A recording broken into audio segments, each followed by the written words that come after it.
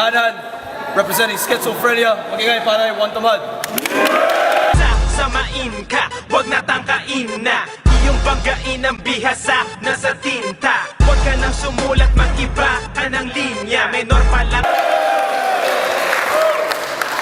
Sino na? Isang minuto kay Juan Tamad, oh. Timing clock. Check. Nagkalat na naman ng mga bobo't matatalino. Kaya iniisip ko kung kailangan pa ba ng magandang intro. Paano mo malalaman kung talagang yung pure freestyle ang dalang stilo? Paano mo malalaman kung sino may kasalanan kung wala naman testigo? Kayo mismo, Pilipino. Kaya't salamat sa palakpak at alakha na minsan gumago sa amin. Target of DC Clan? Oo, isa sa bataan mo ang tumalo sa akin. Si Silencer ang tinutukoy ko na nung anib na kutusan. Pero di ba tinusta ko siya sa Battle Royale ng sunugan? Wow! Magdamag ko siyang dinuraan ng masasakit na salita't pinauwi ng luhaan. Nagmadali nakipagtulakan sa mga fan at may nawalan pa ng 100. Mandurukot! Saang basura mo ba sa Las Piñas sila napulot? Ha? Rene Boy Target Palma? Dilata-dilata mata, kala mo laging nakatax ba? Ikaw yung pinapangit na bokalista ng bandang kumanta ng Narda. Kung si Delo mukhang janitor fish ngumiti, ikaw mukhang karpa. Kung si Silencer mukhang taga-benta ng item, sir, ikaw mukhang tulak ng ganja. Sunog bagang tambay sa kalsada, magpatulong ka pa kay Apex at Abra, hindi kayo uubra. Dahil kayo'y magsipila sa pagbuga ng hininga ko'y para kayong mga dominong isa-isang tutumba. Time! Time! Sa minuto, Juan Tamad. Yo! Galit na galit si Target. Yan sinasabi ko, shabu ka ng shabu at kaululan mo sa chonky. Piling boss ng DC Clan, nanatili ka lang nabatukan ni Don G. Gusto mo ng laitan ng mukha, ha? Teka, yung baba mo parihaba. Tapos parang sementong basa na sinuwag ng walis tingting ang iyong muka.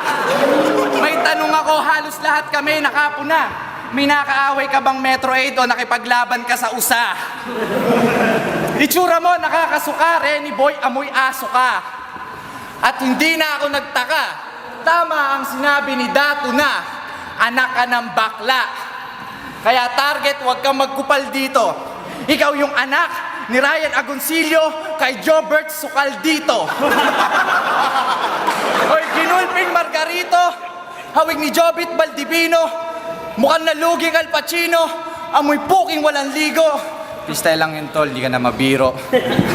Pero ang lakas ng tama mo, may 1 milyon daw siyang pera galing sa kasino na winidraw niya sa bangko. Walang maniniwala sa'yo, lasing ata kayo, gago. At saan nyo makikita? Sa freestyle session nila ni Saito.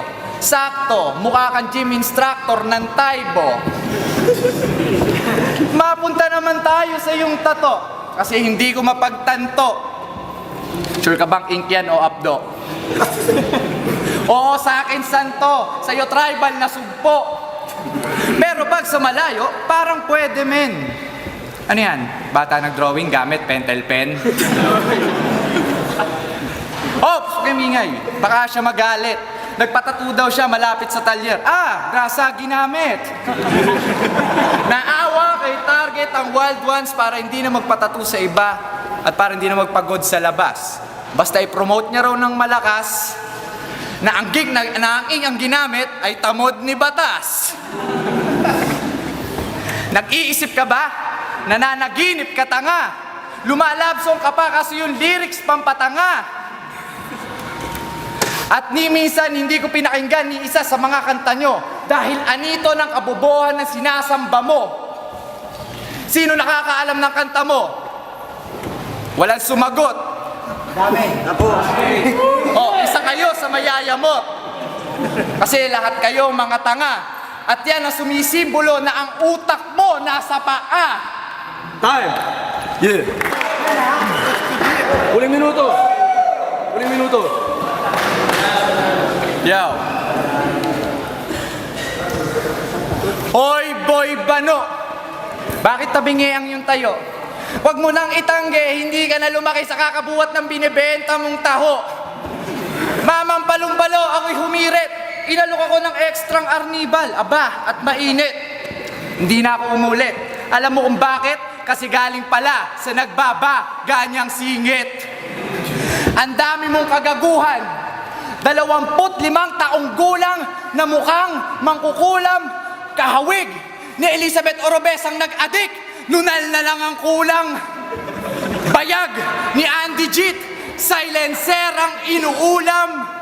Ngayon rumespeto ka kay Juan at sa flip top dahil dito ka may utang. Ang sarap mong ipaupak sa parak na batak. Nakakahilo kasi yung amoy mo, parang sapak ni Manny Pa. Yang kilikili mong puro libag, dapat kaskasin ng hollow blocks. Kasi hindi ka tatablan kahit maligo ka ng axe. Kaya wag mo lang itangge. Ha? Idol kita, gago. Kabisado mo na rin yung lyrics ng Sati ng Gabi. Fans ka rin ng Schizo. In short, idol mo kami. At baka ikamatay lang ng hip-hop. Pag ikaw ang inidolo, parang ang lapit ay 1 inch sa dinamita. Isa kang bitch, ikaw ay snitch ng schizophrenia. Time!